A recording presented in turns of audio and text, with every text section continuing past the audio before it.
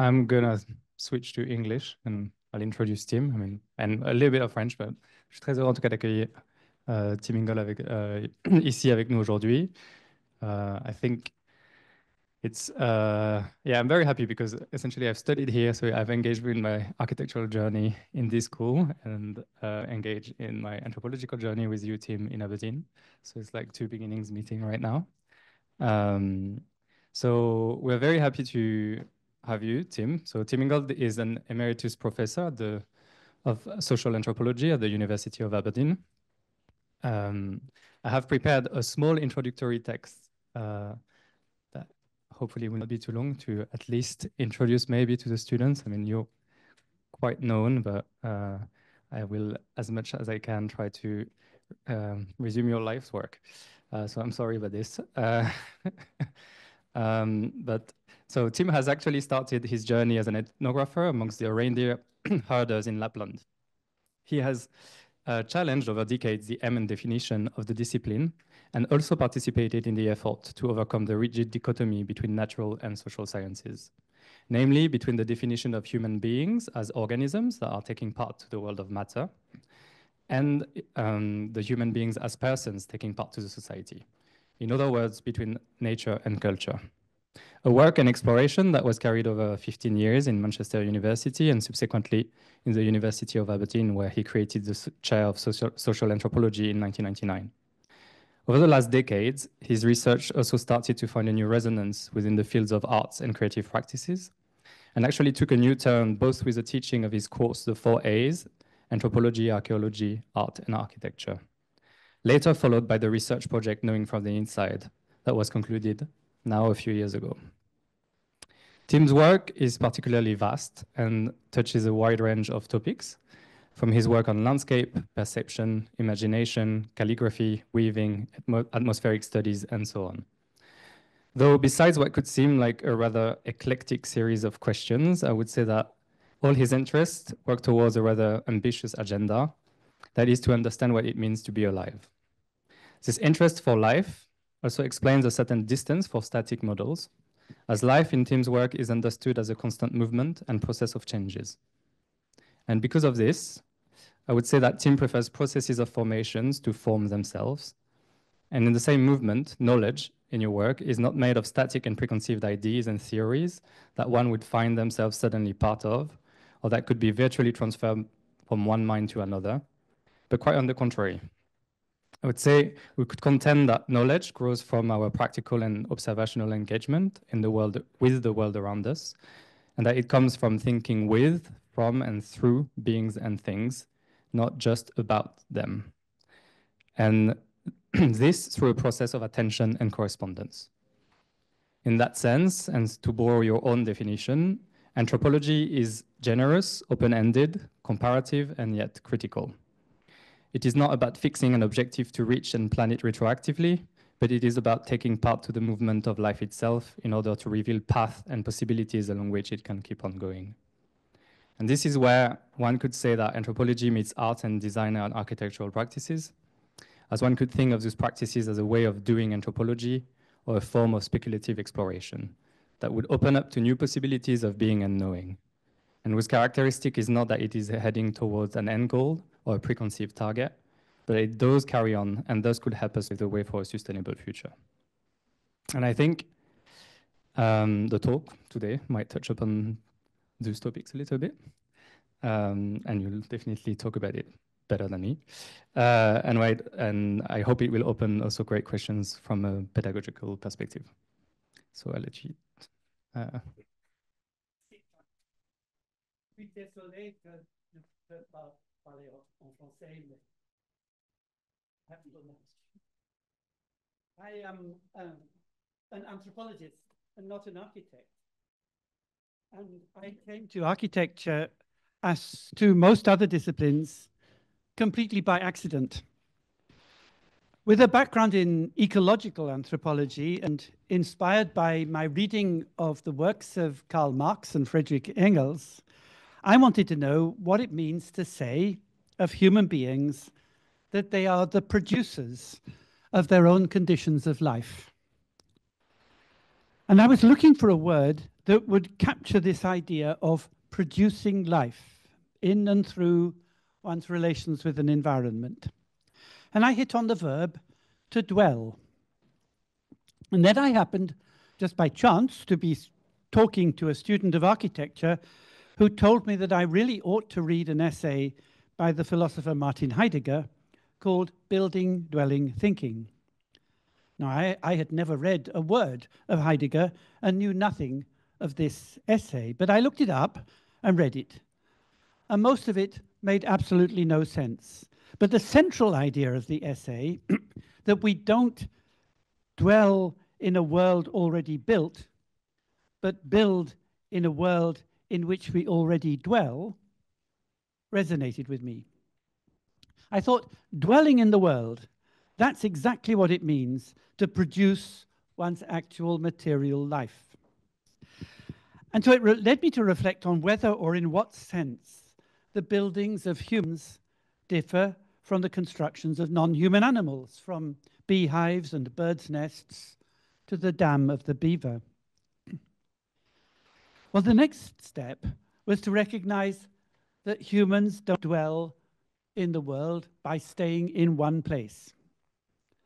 My own ethnographic interests, as Camille mentioned, were with hunting and herding peoples of the northern circumpolar region. I had done my fieldwork with Sami people in northeastern Finland, and for them, itinerant movement was fundamental to their ways of perceiving and inhabiting the environment. And life for such peoples is lived not in places, but along paths. So what we call a way of life is indeed a path to be followed, a line of movement. But this kind of line, a line traced by living people as they make their ways through the world, is of a quite different kind from the line which we might define in Euclidean geometry as the shortest distance between 2 points. I mean, in a geometry textbook, you'd say you define a line by 2 points. Here's a point A, and here's a point B. And the line is simply defined as the shortest distance between them. But the line I'm talking about is the trace of a movement. I'm walking along and a line like this, which doesn't have a beginning or an ending, but simply carries on. And so I wanted to know, what is the difference between the line as the trace of a movement and the line as a point-to-point connector?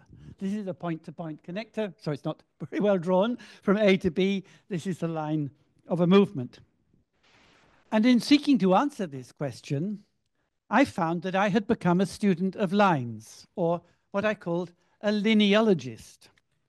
And it was as a lineologist that I found myself quite inadvertently talking the language of architecture. And I guess that's the reason why I'm talking to you now. So how should an anthropologist relate to architecture? And I think there are three possible ways. The first would be called an anthropology of architecture. This is the traditional way, a bit like the anthropology of art, or the anthropology of religion, or the anthropology of kinship. The anthropology of architecture, and it's to treat architecture rather like art as an object of anthropological study. We can study architecture as an ethnologist studies culture, showing how its forms vary as between one culture or another in relation to other spheres of life, like domestic organization, kinship, ritual, and belief. That would be a very classical anthropological way to study architecture. The second approach we might call ethnography for architects.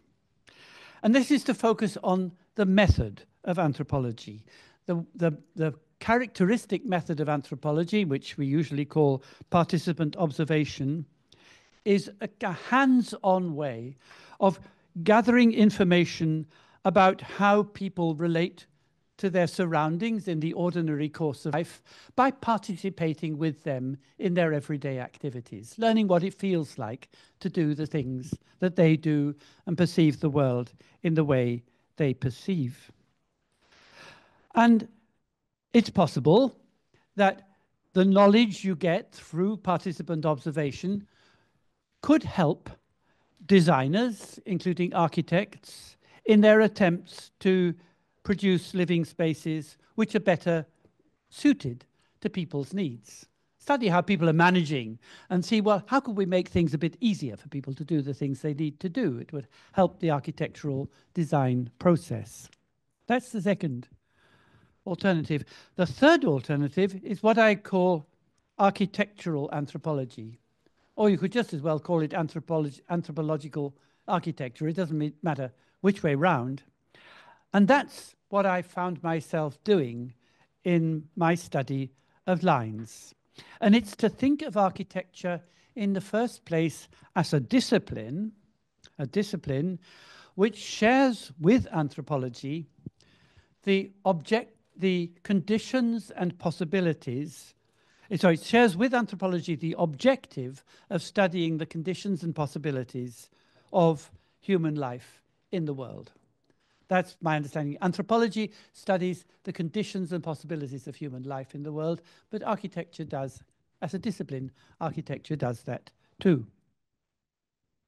Now, I would suggest that to each of these three approaches, the anthropology of architecture, ethnography for architects, architectural anthropology, for each of these, there corresponds a certain style of pedagogy, of education. The anthropology of architecture might taught in a rather traditional way as a body of knowledge, rather in the manner of teaching art history, for example, knowledge to be transmitted to students who have signed up to courses on the subject. Ethnography for architects, well, that might be taught as a method, perhaps through hands-on training in fieldwork projects, which would take place perhaps, and that these methods might take their place perhaps alongside other methods in the architect's toolkit. But architectural anthropology, I would suggest, is a practice of education in itself. It's a way of opening up to a more than human world. In other words, I'm thinking of anthropology and architecture as a way of educating, not as something to be educated in, but as a way of educating. So in what follows, I want to take a closer look at each of these three possibilities in turn. The anthropology of architecture, ethnography for architects, and architectural anthropology. Well, the anthropology of architecture goes back to a classic work published in 1881 by one of the grandfathers of anthropology, the American Lewis Henry Morgan, who wrote a book called Houses and House Life of the American Aborigines. This was a study of the kinds of buildings that people made and lived in. These are indigenous, or you would now call First Nations people of the northern, what is now Canada, actually. And the emphasis in these studies is in what we would now call, on what we would now call vernacular traditions, or what Bernard Rudowski in his book in 1964 called architecture without architects. Vernacular architect. It's a very strange word, this word vernacular, because I don't find it used in any other field than in relation to architecture. It seems to have become stuck. And a little while ago, in October last year, I attended a conference at Oxford Brookes University, which was called Knowing the Vernacular, Critical Reflections and Future Directions. And listening to all the contributions to this conference, I could see that everybody was worrying about this term vernacular. Some people liked it, other people hated it, but it clearly was seen as a problem. And the problem is that it makes it look as though in folk cultures, people merely enact designs that have already been installed in a kind of collective consciousness. It's as though when you see this or that style of architecture, well, the people just carry this style in their heads and they simply impose whatever architectural tradition they've inherited onto the environment. So in a way, this idea of the vernacular is the opposite side of the coin from the typically Western myth of creative genius. One creates the other. We have this myth of the architect as creative genius, always a Western person who's from his brilliant mind, and it's usually a he, comes these great designs of architecture. What would be the opposite of that? And of course, it would be vernacular architecture.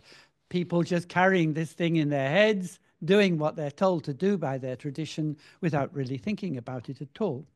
So these two things seem to presuppose the other, which makes the vernacular seem inherently colonizing, somehow encompassing the creative impulse and productive achievements of other lives within the contextualizing frameworks of culture, society, history. It's as though you were to go to in a big city like Paris. You could go into a museum or gallery, and you'd be sure that the museum or gallery has been designed by a star architect. You go in and you look at the pictures, and in the pictures are peasants going about their ordinary life with little pictures of their vernacular architecture. So, so you're the visitor going around the gallery of human variation, seeing the vernacular in the pictures while inhabiting the building built by a star architect of the West. So that's the problem. And there are very close parallels here between the anthropology of architecture and the anthropology of art, because with both architecture and art, native productions are converted into ready-made objects, what we would call works. So art and architecture become artifacts and buildings, just sitting there waiting to be discovered, analyzed, and interpreted by the anthropological observer. So here the anthropologist of architecture sides with other grand masters of contextualization, the architectural historian or the critic, as a kind of gatekeeper to meaning, interpreting the work for the benefit of those less knowledgeable than themselves. And this is the status of the art critic in our society. You know, ordinary people can't understand this artwork, so we'll come up as critics educated in art history, and we'll explain to the ignorant public what this artwork means. And architectural history is a bit like that too. You get the experts going along and explaining to everybody this is what the building means. That's architecture for anthropologists. So far as I'm concerned, it's a dead end, so we don't need to say anything much about it. The second possibility is ethnography for architects.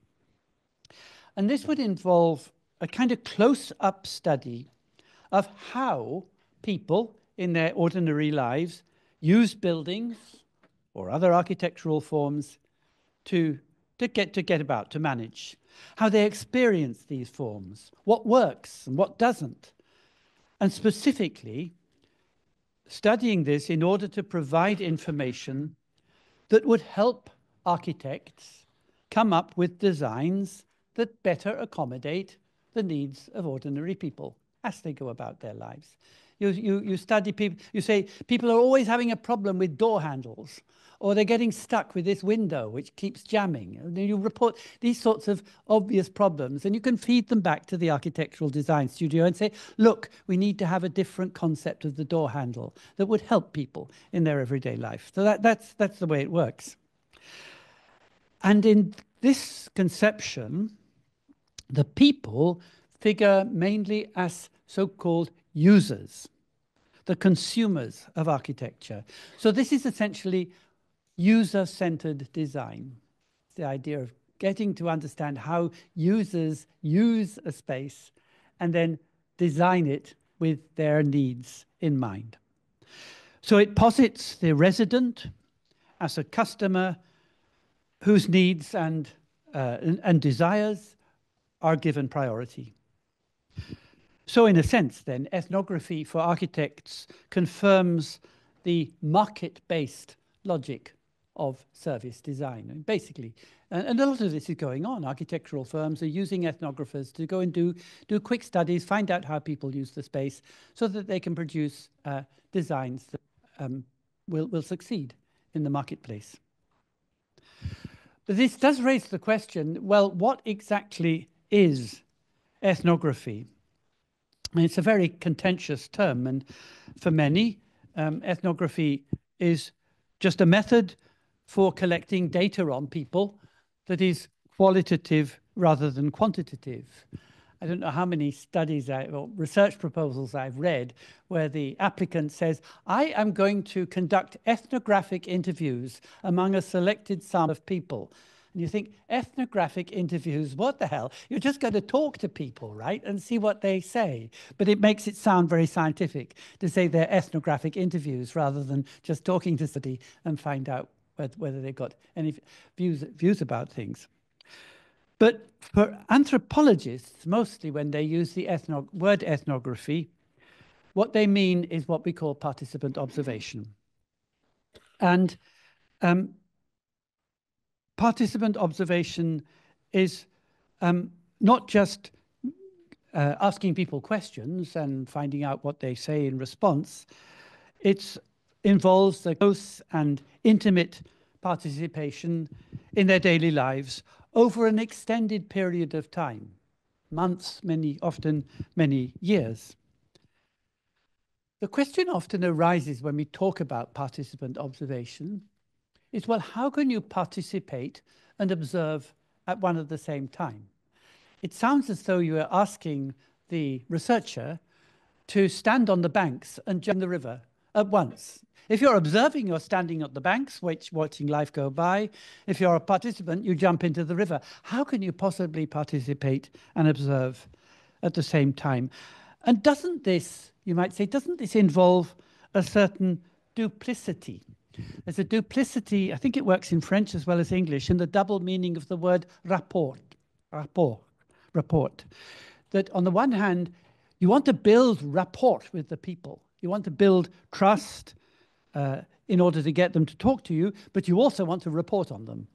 So you're like a kind of double agent who's making yourself awfully friendly. I want to be with you. I want to join with you what you're doing, actually, just in order to find out, in order to gather this material that I can take back and write my thesis on. So it's as though when you do this so-called ethnographic, in an ethnographic encounter or an ethnographic interview, it is almost as though even as you're talking to people, you are turning your backs on them. You're saying, I'm talking to you, but in a moment, I'm going to turn around and write you up. So there's always this duplicity about it. But in my own view, participant observation is more than that.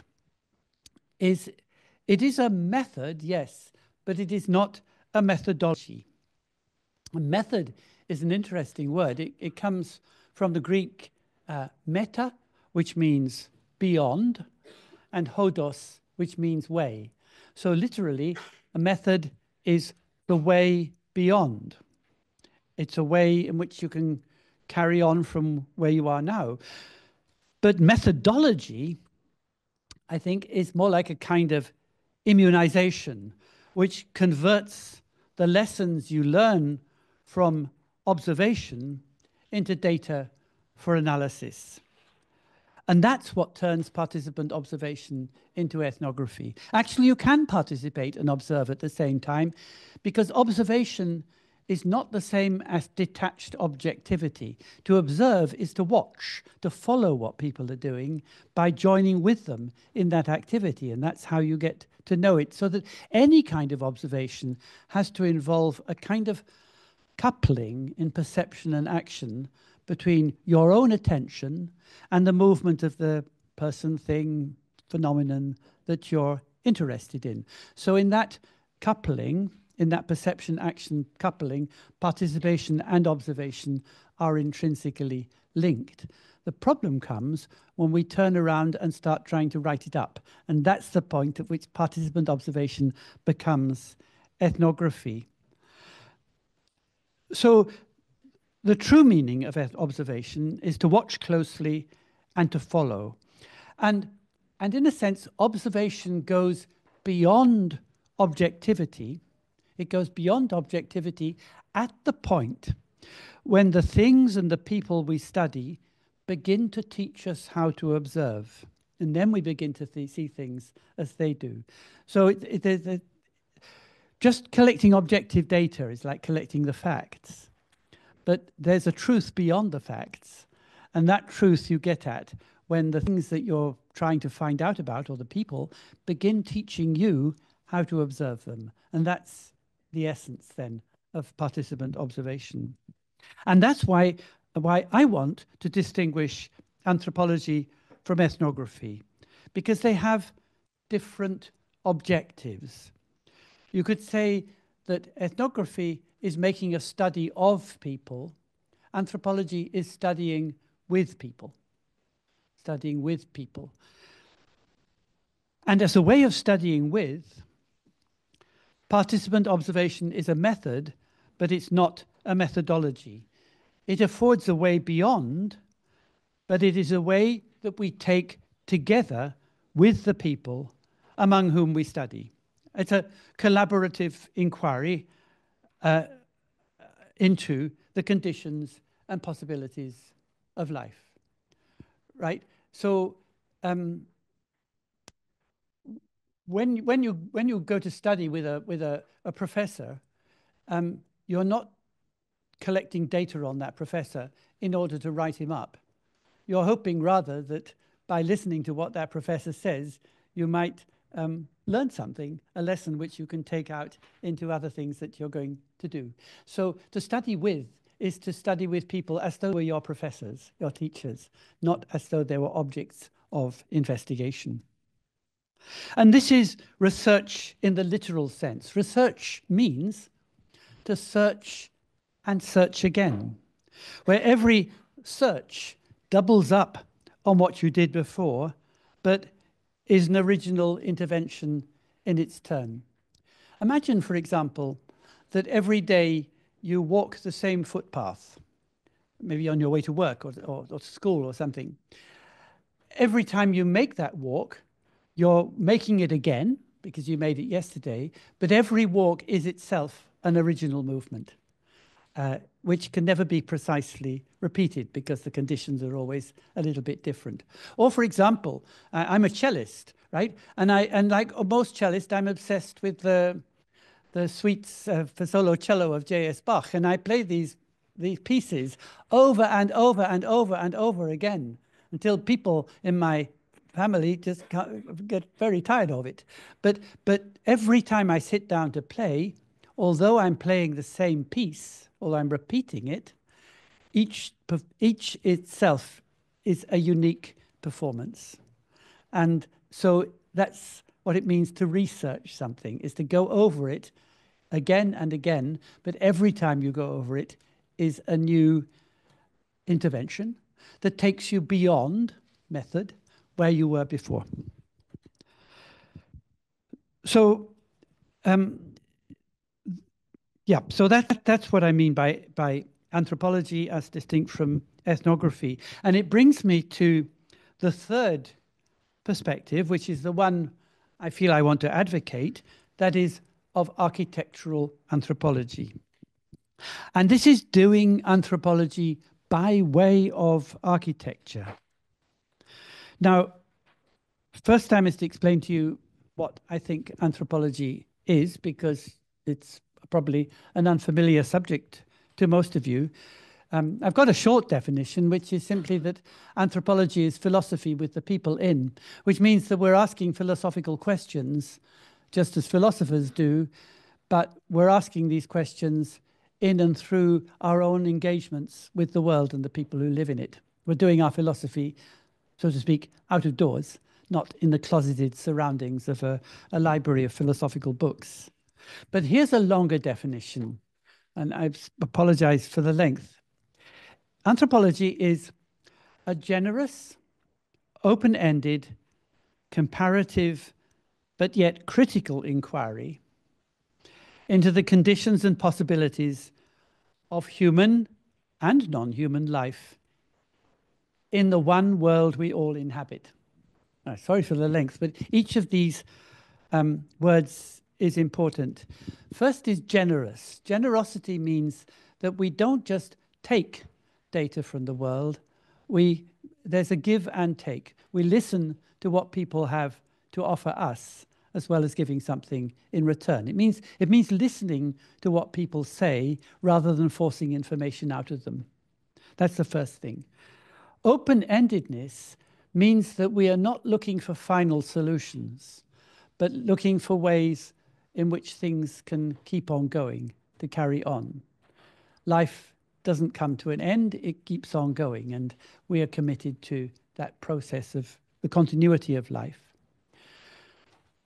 Anthropology is comparative, and comparison means not that we're holding up different societies and cultures and sort of comparing them systematically, but that when we look at any one way of doing things, we are always looking over our shoulder and thinking, yes, but other people do those things differently. Why do we do things this way rather than that? There's always a sense that no one way of doing things is the natural, obvious way in which what anybody would do. There's always the possibility of doing things differently. And to take a comparative perspective is to have that in the forefront of one's mind. The third quality, the fourth is that anthropology is generous, open-ended, comparative, critical. Critical meaning we cannot be content with things as they are. I mean, we all know that the world is in a bit of a mess. We're facing multiple crises. We have tried to deal with them. And in this situation that we're in, we have to listen to the experience of other people. We need all the help we can get. And therefore, it makes no sense to treat other people simply as sources of data. We have to treat them as people who have experience to share, from which we can learn, that might help us in the collective task of figuring out how to live both now and into the future. That's what makes anthropology critical.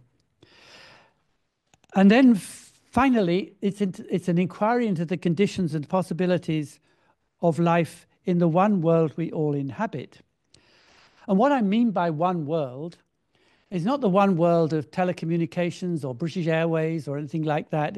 Not the world of the World Bank or the sort of that you get in the World Bank logo, which sees the world as this kind of spherical graticule. I mean a one world of inexhaustible and endless differentiation. You could think about it like a huge conversation. It doesn't have any boundaries to it. It just goes on everywhere and is always going on. And through a conversation, people come together and differentiate themselves from one another at the same time. It's through conversation, through coming together in the conversations of social life, that each of us develops their own distinctive voice. And that conversation knows no boundaries. That's why we're all in one world. That's I mean, one term we can use, and many scholars have used to express this idea, is to say the world is not so much a universe as a pluriverse. A pluriverse. In the pluriverse, there's an infinite difference, but it's all connected. So, in the pluriverse, every life that anybody lives can be understood as an experiment in living. Everybody is in their lives, not just living their life, but figuring out how on earth am I supposed to do this? I mean, there's no plan that tells us exactly what to do. Each of us, as we go along, is improvising a passage, moment by moment. And so every life is an experiment. We're trying things out, and we can learn from those experiments. We can learn from one another. And so learning from these experiments is to find a way of living for generations to come. So my question to you as budding architects is to ask whether we could say the same of architecture, as I've just said, of anthropology. Now, conventionally, if you were to say, well, what's the difference between anthropology and architecture? The conventional answer might be, well, anthropologists look back in a way. They look at life as it is lived, as it has been lived, watch what people have done. Architects, on the other hand, propose designs for the future. They're looking forward to the future. They're envisaging structures that don't yet exist and thinking about, what if we did this or what if we did that? Anthropologists are just saying, this is what they do. So conventionally, anthropology looks back, architecture looks forward. But I don't think that really works, because really, if we are to learn anthropologically, if we are to learn from people's experiments in designing ways to live, there can be no looking to the future that is not looking to the past as well. That is to say, the path to renewal lies in the observation of old ways. We need to observe and understand old ways in order that they can be renewed and repaired for times to come. And that means, in effect, that designing is remembering. These are two sides of the same coin. So I think that with architectural anthropology, or anthropological architecture, whichever way round you want, both disciplines share pretty much the same objectives. Architecture, too, could be defined as a generous, open-ended, comparative, and yet critical inquiry into the conditions and possibilities of life. So let's say that architectural anthropology is a mode of inquiry, fascinated by surfaces and atmospheres, with fashioning a multisensory environment that can become a place of habitation for both human and non-human beings. So, critically, in architectural anthropology, we don't just learn about buildings, we learn from buildings. And this is not a silent teaching by way, for example, of the conveyance of symbolic meanings encoded in the forms of buildings themselves, which we then have to decode. That would be the approach from anthropology of architecture. Imagine that these different buildings encode different symbolic meanings, and we have to understand the meanings to figure out what the symbolism is. It's not that. What matters rather is the way that buildings, by their very presence, assemble our experience and direct our attention. So in that sense, through architecture, the world speaks to us, compelling us to respond with words of our own. So buildings, in this sense, ask questions of us rather than proposing solutions. An architecture that consisted only of solutions would be like looking into a mirror and seeing only your own reflection. Like, imagine an exquisitely designed interior. Imagine the sort of interior that is sold in brochures for kitchen design or for your perfect living room. And there it is, everything laid out. So you don't have to do anything. All your problems are immediately solved. If you need to do something, there's a button to press. There's a chair to sit on, which will exactly fit the shape of your behind. There's everything you need to cook your meal in exactly the right place. All the problems have been solved. This is the ideal of problem-solving interior design, and it leads to buildings of absolutely no interest at all. because it poses no questions of us. It simply says, here are all the answers, job finished. We cannot then learn anything from such an architecture, nor can it teach us how to observe. So an architecture of solutions cannot be a living architecture at all. I would say that an architecture that lives is fundamentally inventive. So just as humans invent architecture, so architecture invents humans. And this was a point that I put to the British sculptor Antony Gormley some years ago, about 3 or 4 years ago, I think, when we were in his studio in London discussing a new body of work. It must have been 3 years ago, because it was work that he was producing during the pandemic period. And I suggested that the sculptures we were talking about, these sculptures consisted of humanoid figures made up entirely of rectilinear elements. Some of them were like, you could say that looks a bit like a person, but it's actually made up of rectangular metal blocks, or in other sculptures of steel, not wire, but rods, steel rods that were been bolted. So it was completely rectangular. You just imagine, but if you've got that postcard, you've got a picture of one of these on it. You should have, anyway.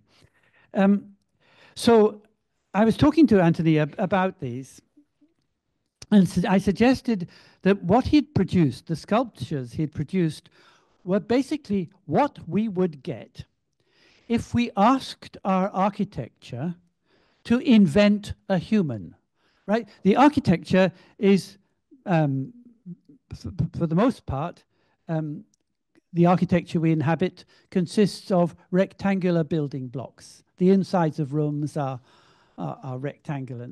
And so if we imagine people living in such rectangular space, if we ask that architecture of a tower block, for example, a tower block full of apartments, and we say, please invent the human, what would the tower block come up with?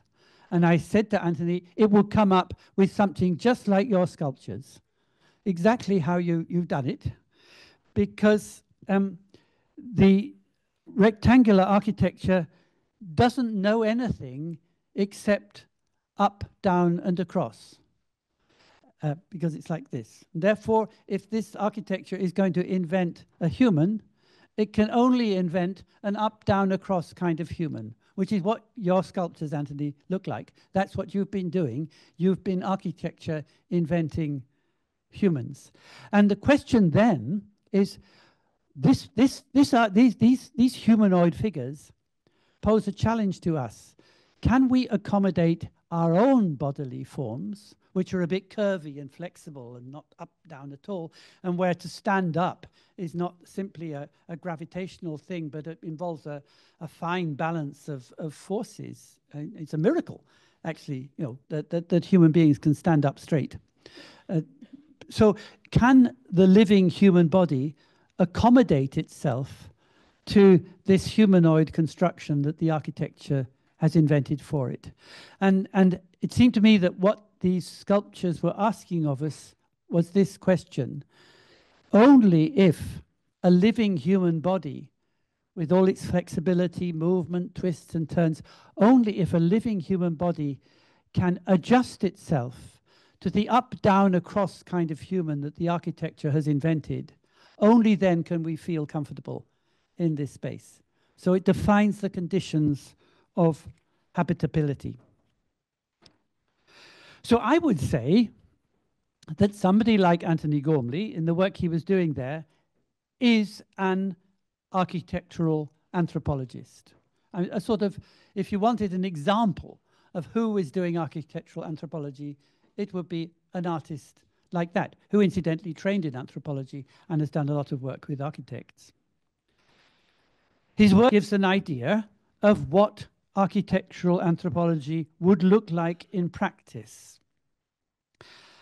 And architectural anthropology then forces us to rethink what we mean by architecture. It means questions, not answers. It means problems, not solutions. But it also forces us to question the meaning of anthropology.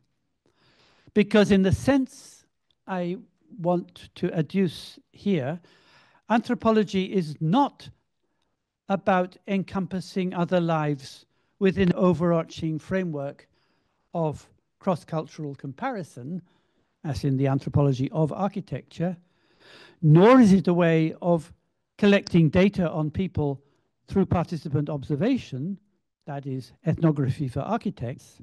The mission of anthropology, rather, is to inquire into the current conditions and future possibilities of life in the one world we all inhabit. And this means that we have to draw on the experience of people everywhere. Like I said earlier, at a time of crisis such as today, this is simply not experience that we can afford to ignore. So, but I would also argue that the possibility for the emergence of a truly anthropological architecture has arisen only rather recently, thanks largely to developments in the new interdisciplinary field known as the environmental humanities. Classical architecture, after all, was the child of humanism, but our humanism, particularly since the Enlightenment of 300 years ago, has reached something of an impasse. The last 300 years of colonialism, of development, of so-called progress, have all rested on the foundations that Enlightenment philosophers has put in place about 300 years ago. It's brought enormous benefit to millions of people. We're living longer lives, more comfortable lives now than people in the past could ever have imagined. More people can read and write. And a few years ago, I'd have said that more people were living in democratically organized societies. I'm not so sure about that anymore. But this progress has come at a cost in two respects. One is the cost of environmental devastation, because part of the idea of the Enlightenment idea of progress is that the resources of the earth are there to be used for human benefit. And that, of course, launched a massive drive of industrial extraction, which has devastated many environments. So that's the first cost. And the second cost, of course, is the price of colonialism in the dispossession, sometimes even genocide of colonized peoples, which is and the scale of inequality that we now face. So where Enlightenment humanism had promised an era of peace and plenty and progress, we now find ourselves with a vicious circle of environmental destruction and social injustice. So we need a different settlement. And at the moment, a lot of discussions are going around about what is the alternative settlement for the future that would come in place of the humanism of the Enlightenment that has governed our progress for the past 3 centuries. And I think this is a challenge for all of us, and particularly for the environmental humanities, and all of which are involved in this search for a new settlement under different labels: post-humanism, the ontological turn, new materialism, how to live in a more than human world, the Anthropocene. All these things are in a big melting pot of how on earth can we imagine a different way forward for coming generations. So architectural anthropology is part of that melee, and it's as an inquiry into the possibilities of life in a more than human world through experimental engagement with vitalities of all sorts, and working by way of these engagements through speculative interventions, we can join with fellow inhabitants of the planet in the design of environments for life. So this designing and making involves an ongoing collaboration, joining people and materials in webs of ecological relations, where we find that the creativity of the design process lies not in the exceptional faculties of so-called creatives. This is back to the myth of creative genius, you know, that there are some people, artists, architects, designers, who somehow have an extra thing in their heads that enables them to come up with these amazing new designs that people have never thought of before. And that's where the creativity lies, because then all you have to do is to write it out. The real source of creativity lies in the continual regeneration of the world itself. And if there's anything special about artists, it's because they're particularly attentive to these generative processes. And I would say the same for architects as well. So the source of creation lies in the ongoing regeneration of the world itself. And the task of artists and architects is to tap into that generative current.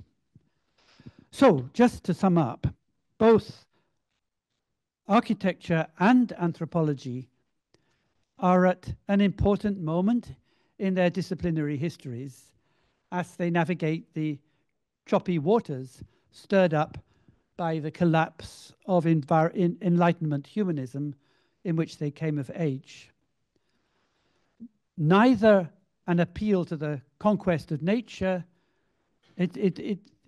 nor to the traditionality of culture, an architectural anthropology would open up to a more than human world and to the sheer range of experience within it.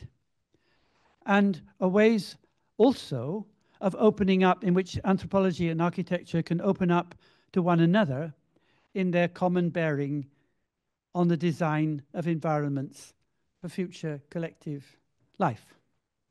Thanks.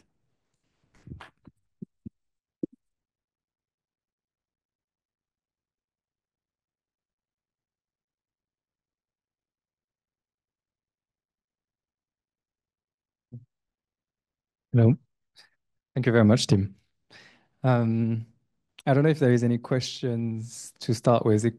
We can do it in French or English. I can translate if French is easier. But I can, well, I do have one or some to start with if we want to. Well, well, first of all, thank you very much for that very inspiring discussion. I think the definition you gave of anthropology and architecture do work very well in parallel. I guess I have a couple of questions that can be maybe related to the question of some pedagogy in some ways, because if we think that on your conclusion, when you talk about how to essentially imagine new ways forward right now, I think this question of learning and pedagogy through like direct engagement or a form of inquiry, as you explained, implies a certain relationship to time that is generally, I would say maybe less related to a form of time constraint that is quite opposed to the work of an architect today. I would say in architecture schools, we're quite often related to a form of time constraint and a form of ending that we are either doing, but also in the ways of architectural works as a practice today, we tend to have like a program and things that are quite set. So I guess one of my question is in relationship to, what's your view in that way from a pedagogical perspective, both in relationship to time, and second would be in the context of an institution, because I guess learning and teaching happens often through, like right now, architecture schools that are also quite tied to a very specific set of constraints right now.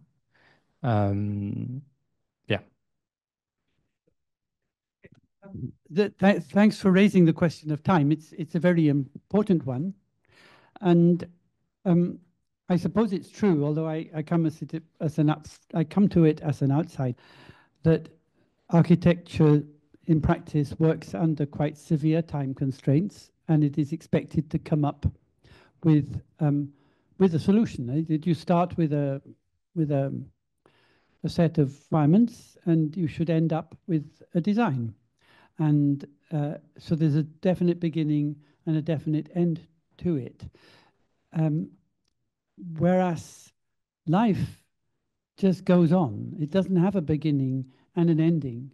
And for people who are continually building and rebuilding in the course of their own daily life, for whom what we would call architecture is like putting up your tent and taking it down and putting it up somewhere else, this is simply work that carries on.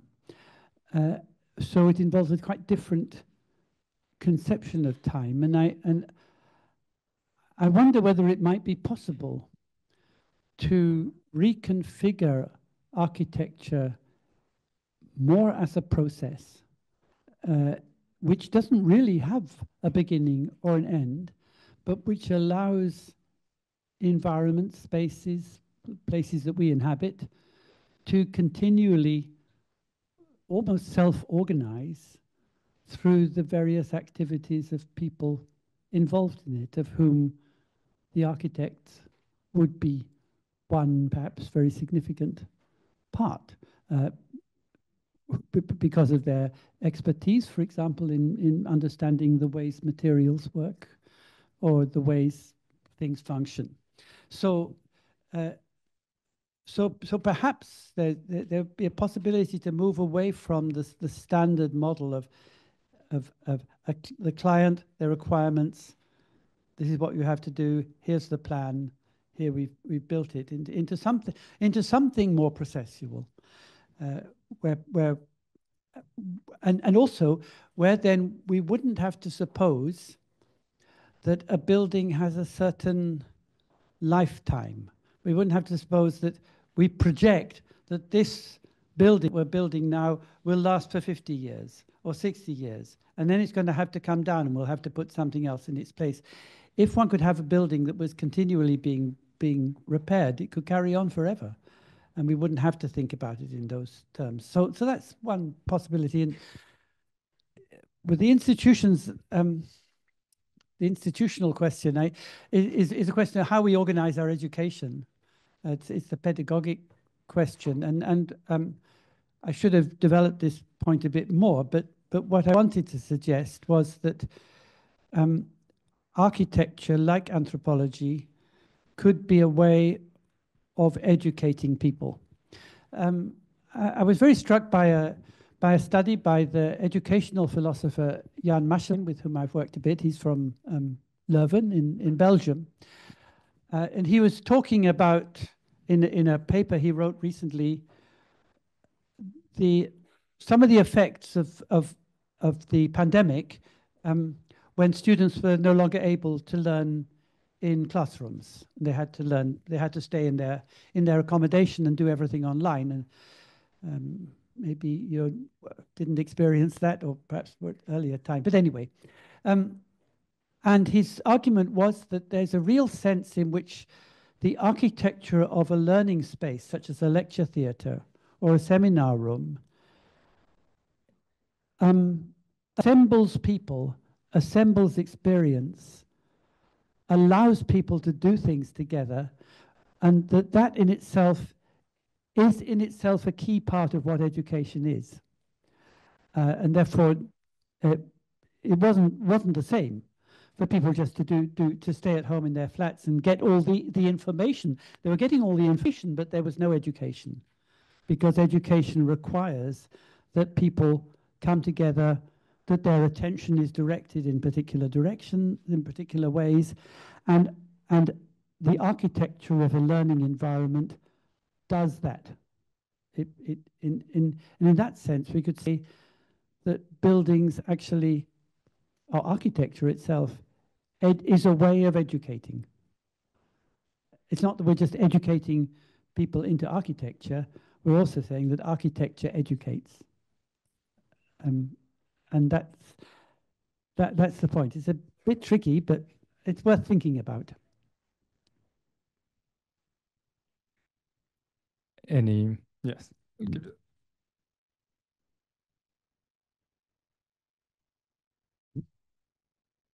Thank you. I wanted to ask you a question about tools, tools and maybe skills. I don't know if it's the same. It sounds the same for you, but tool not as a way for people to produce or to work in order to transform matter into an object, an artifact, but tool maybe for architects or anthropologists to describe the world we are living in. Because I think mainly of the act of drawing, which is a bit important for architects. But also I want to highlight the notion of description, because I think it was important for Bruno Latour. And I wanted to know if you shared the same interest in that question. Absolutely. Drawing is obviously important for architects. I think it's curious that drawing has not been as important as it should have been for anthropologists. One of the things I've been trying to campaign with in my own discipline is to get drawing recognized as an essential part of anthropological training. I mean, architects learn to draw, archaeologists learn to draw, artists learn to draw, but anthropologists, there's always been this idea you should go and make films and not draw. But that misses something, because drawing is a kind of observational practice. As you know, it's a way of, it doesn't just represent, it's a way of actually entering into the formation of things. In your own drawing, you join with the thing that you're making the drawing with. And that's the same point about description, that to my mind, to describe does not mean the same as to represent. So I might say, let me describe a circle, and I will take my pen and I'll draw a circle. It's basically, I'll draw a circle, I'll describe a circle, and which means I produced something. Now there's a circle that wasn't there before. So the description is itself a generative act, and not simply representing what was already there. Paul Klee talked about drawing and painting in those terms, that art does not represent the visible but makes visible. And what he meant by that is it grows things, just as the plant grows from the soil. So yeah, I agree with that, and also agree with the idea that one should not think of a tool simply as a means to an end, an instrument for making something. And again, I keep drawing the analogy with a musical instrument. I mean, it's curious that I would call my cello an instrument, but I would never call it a tool. And so, well, what's the difference? and the instrument is an instrument for making music, but it's the relationship between me and music is not one simple means and ends. It's much more complicated than that, because I'm carrying along, there's me carrying along, there's the music carrying along, and sliding along as me and the music are going along together is the instrument. So the tool is something that doesn't mediate between here and there, but brings together two confluent movements. The movement of my own consciousness and awareness, the movement of the music. So if you get my meaning, something like that. Anyway, great question.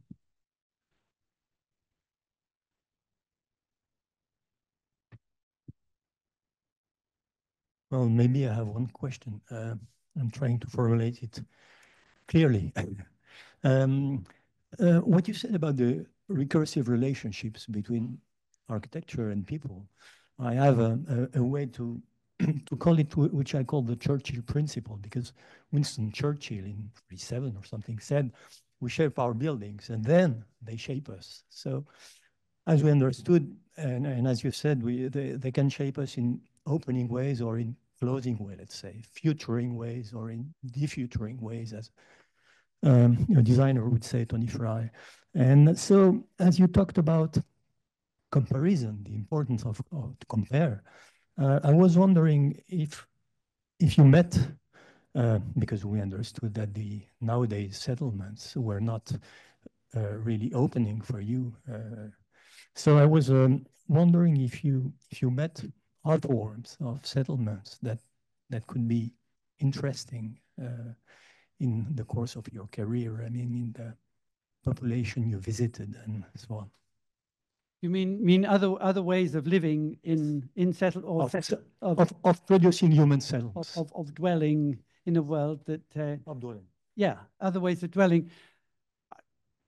Yes, I mean my own experience personally is relatively limited, but across anthropology there's a huge variety, and one of the problems I think that attends traditional vernacular architectural studies is that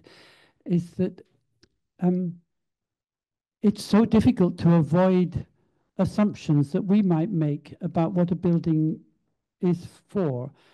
So we tend to imagine, that a building is for somehow being inside, or at least spending some time inside.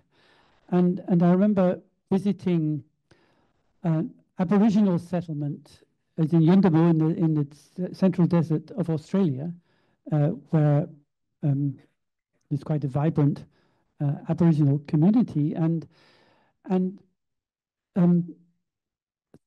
there's a settlement there consisting of buildings of a kind that were built for them. And really, these buildings are just like, we might think they look a bit like a garden hut or a shed, with not much bigger, one door, and then the surroundings. And so somebody might come and say, look, these are really poor people in terrible conditions. They're just living in these huts, until you realize that actually they're not living in them at all, because this is a very warm climate, and almost all life is lived out of doors. And the hut is really there for some limited purposes of storage, and that's it. And the people I worked with in the Sami I worked with also lived, they were living in a very cold climate, but again, their houses were extremely small, and people used to think that this is a sign of poverty, which by our standards it was, but not by their standards, because again, most life is carried on the land, not inside houses. So it's very difficult to do the sort of comparative work without imposing assumptions almost accidentally about what you think a house is and what it's for and what you're actually comparing. Yeah, I don't know whether that answers the question, but thank you.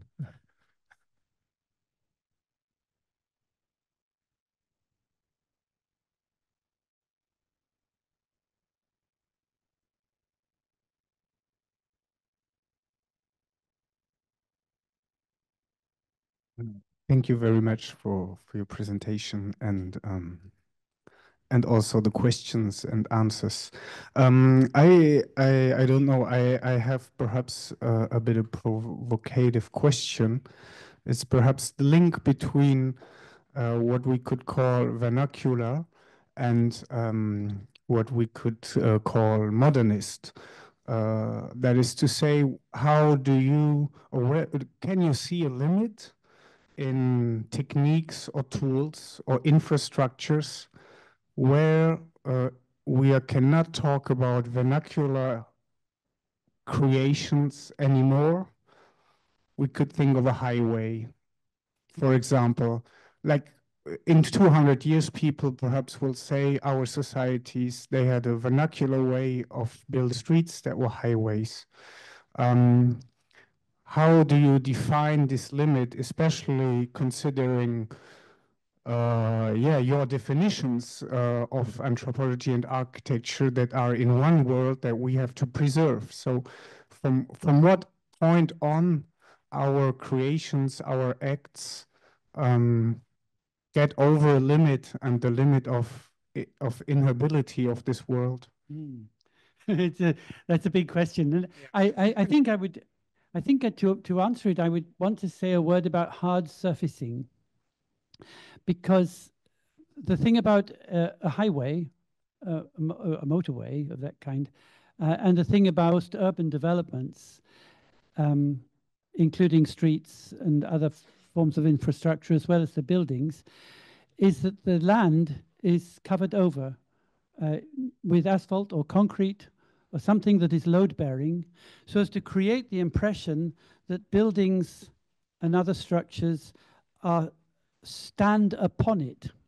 Actually, buildings are grounded in it. We don't talk so much about foundations, but real buildings are sunk into foundations and go down into the earth as much as they go up into the sky and mediate a kind of exchange between earth and sky. But we seem to imagine that architecture stands upon a solid base, a solid foundation, and we build our urban infrastructure on that assumption, trying to create the solid foundation that would allow us to proceed under the illusion. As we walk the streets of Paris, as our colleague Germain Meulemans has shown, as we walk the streets in Paris, we think we're walking over this solid surface, not knowing, not caring about the fact that not far underneath the surface is a waterlogged, muddy the estuary or valley of the Seine River. So we create this illusion, and what worries me and would maybe be striking to people in 300 years' time looking back at our artifacts is the extent to which the earth in which crops grow, where the earth meets the sky, has been either covered over or dredged, excavated for materials to put elsewhere. So we're losing soil at an incredible rate. People are not really talking about it very much, but the rate at which we are losing the kind of soil, rich soil, old soil in which it's possible to grow crops is enormous. We're losing it, we're covering it over for urban development, for airports, for highways, for things like that, or we're scraping it away in order to provide the soil which you buy from your garden center in order to put on your pots on your veranda. So there's all of this going on, which I think didn't really go on anything like this scale before. So I think that this is probably a new thing, and that's where I would see the limiting factor in this imposition of an architectural model that divides the earth from the sky and imposes the ground as a solid substrate between the two, because that is definitely, yes, it's trying to engineer the world into the form that modernity has made of it. That I think would be the key thing I would focus on.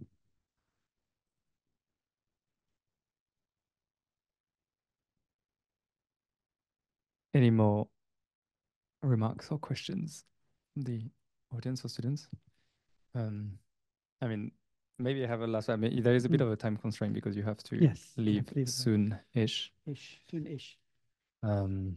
But I guess maybe I wanted just to slightly come back, maybe to conclude on a little bit in relationship to the question of tools or doing, or at least the question of practice.